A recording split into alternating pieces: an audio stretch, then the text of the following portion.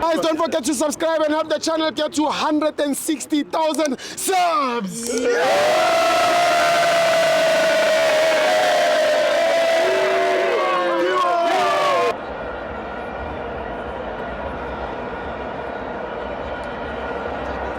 Welcome to my fans on the TV. It's the Petro Premiership. Kaizer Chiefs 1, Sekhukhune 3. I'm joined by Frank, the beekeeper.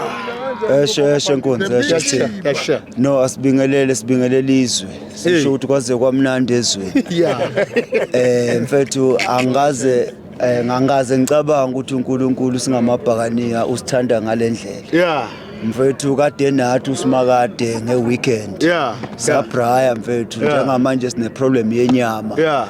Besitshela ukuthi mhlambe soze sibraya masiye eAfrika kwasho ukuthi uNkulunkulu kahle kwasanaye himself uyibhakaniya wasihambela mfethu namhlanje njoba silapha mfethu kusho ukuthi na party neviki fanele sibraya. That is why ngihlezi ngisho ngithi singamabhakaniya siyacela amabutchery siyacela abantu beyinyama abantu abafuyile abanezilwane besponsorishe ngenyama ngoba sizoba nenkinga yenyama mfethu braai after braai kuphela amabraai kuphela inyama kuphela amalahle kuphela umetsiso guga ama-brying stand injalo kumnandi ezweni injalo iBhayibheli isithibo lapha eBhayibhelini kunendoda esefikile uJesu igibele emthini uZakewu washo uJesu Nkosi yabantu eZakewu dilike emthini mfethu namhlanje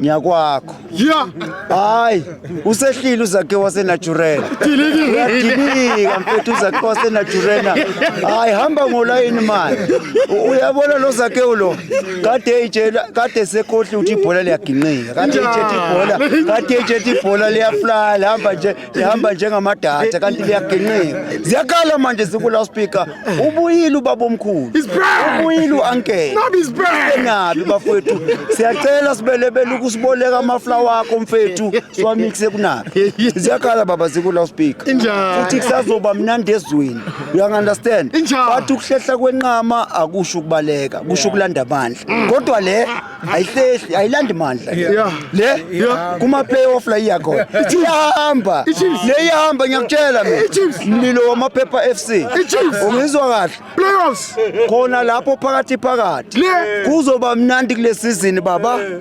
sizodla izebra siphuza imayo sigcobisa imayonnaise Sino sakusaseka. Hallelujah siyabonga Jesu siyabonga. Thank you.